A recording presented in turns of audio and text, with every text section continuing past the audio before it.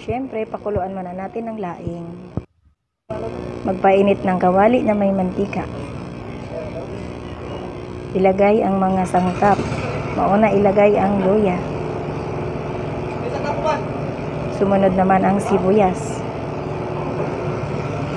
At syempre, hindi makalimutan ng pinaka-importanting mabangong ay ang bawang.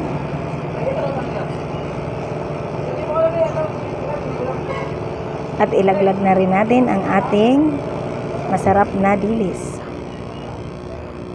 Ayan, medyo maraming dilis yan guys. Para masarap ang ating lulutuing dilis. Ayan, hintayin natin maluto ang dilis guys para maglagay na tayo ng ating unang gata. Ayan, unang gata muna guys. Ayan, tapos magdadagdag na lang din tayo kung kulangin yung ating gata. Depende na lang yan guys sa ating lulutuing laing kung ito ay marami-rami.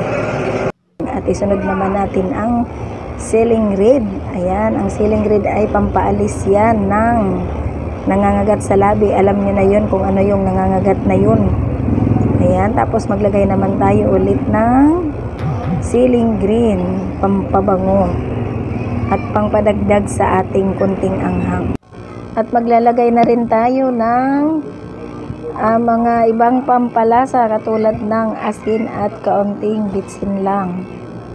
Ako kasi guys, pag nagluto ako, kaunting bitsin lang.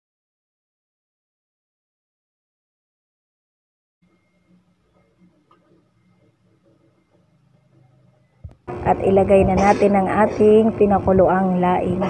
Ayan, kailangan pakuluan mo na yung laing, tapos itapon ang kanyang unang sabaw para malinis ang ating lulutuing laing. Ayan na, titikman na natin ngayon ang ating nilutong napakasarap na laing na maanghang. Ayan, okay na. Pwede nang iserve.